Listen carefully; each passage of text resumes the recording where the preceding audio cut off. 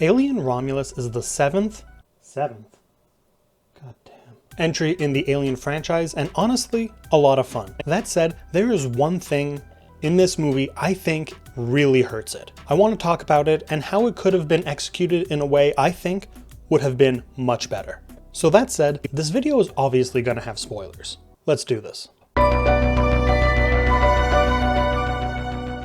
So the internet has been in a real love it or hate it place with Romulus. A lot of people are pointing out how lines of dialogue are lifted from the other entries, and some minor plot elements and aesthetic choices as well. I don't mind that stuff for the most part. I think they mostly feel natural, except for the "leave her alone, you bitch" line. That was a bit over the top.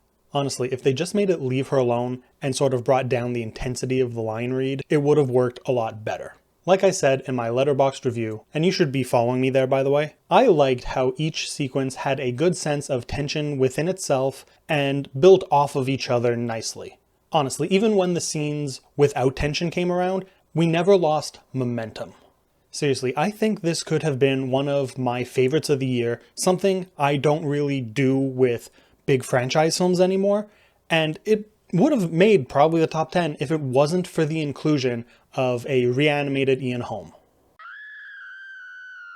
The film industry is in a weird place right now, where it's dealing so heavily on nostalgia and legacy sequels, something I find has diminishing returns. It's why we're getting baffling choices like the recent announcement of RDJ returning to Marvel to play Doctor Doom of all things. But that's not what this video is about. The worst part of this nostalgia wave is how every few years we get a film that makes the ghoulish choice to reanimate an actor who has passed using CGI, previous vocal recordings, and body doubles to recreate the actor, or more specifically, the character's likeness. This seems to be a long-term goal for Disney and its subsidiaries, going back to Rogue One and the digital Peter Cushing in that film. It isn't just dead actors that this is happening with, as Disney used this technology for young Luke Skywalker a few times now, despite the body double looking so much like Luke in that era that, assuming he can act, they could have just used him no problem. I do think, living or dead, if you want to reuse a character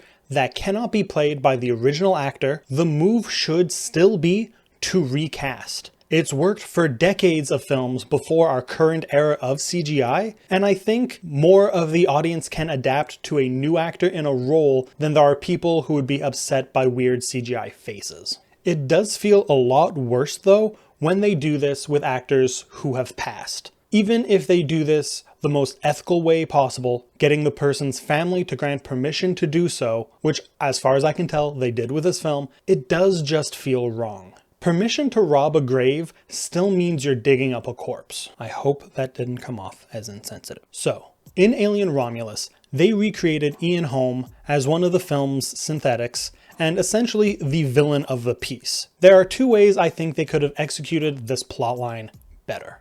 The first, most obvious way is just hiring a new actor.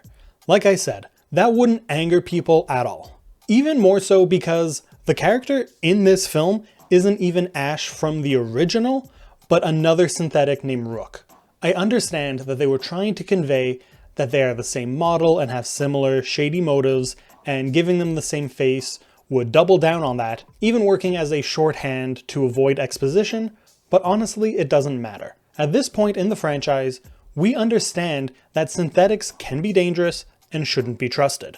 And in reality, the film didn't really use Rook like that.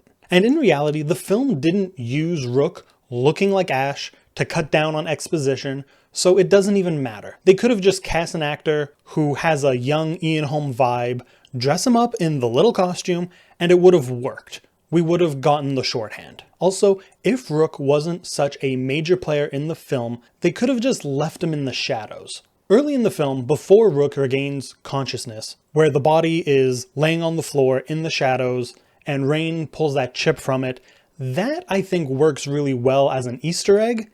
This clearly Ash-looking robot on the ground, getting harvested for parts, that's fun. That doesn't draw too much attention to itself. Leaving it at that would require some rewrites to make the story work better for it, and that isn't what this video is, so let's move on.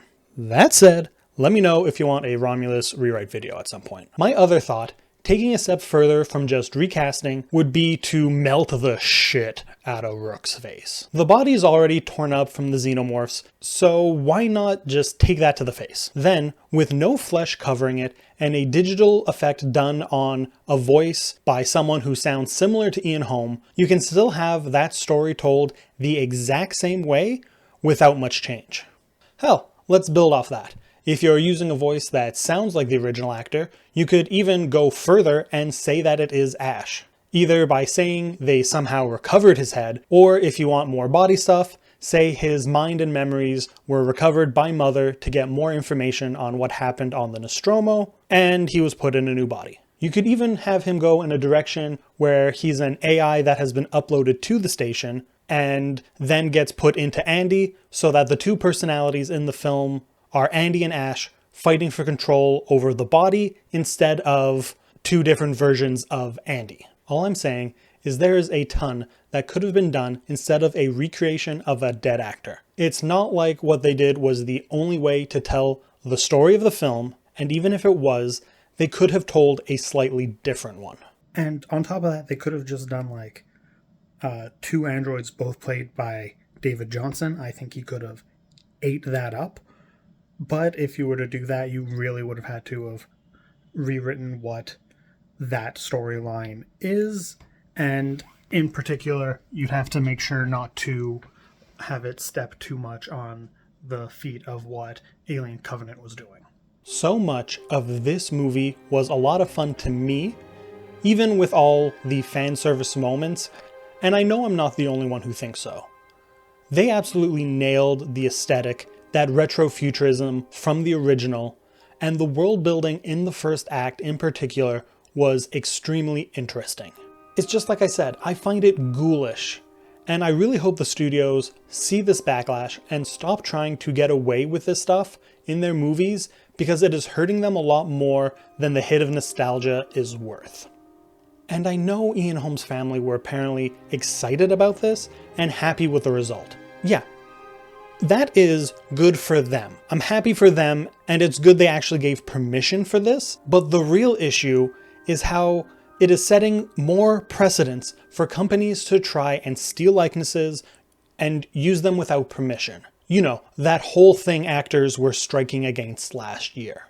Bit of a different one for me. I don't usually do something quite so ranty, but I had just a lot of feelings about this movie and needed to get them off my chest. To my regular viewers who are confused because I posted on my community tab that I was going to do 3 videos in a row just on animation, I wasn't planning on doing this, so sorry. Also, no one's been watching my Venture Brothers video, so go watch that. Have a good one.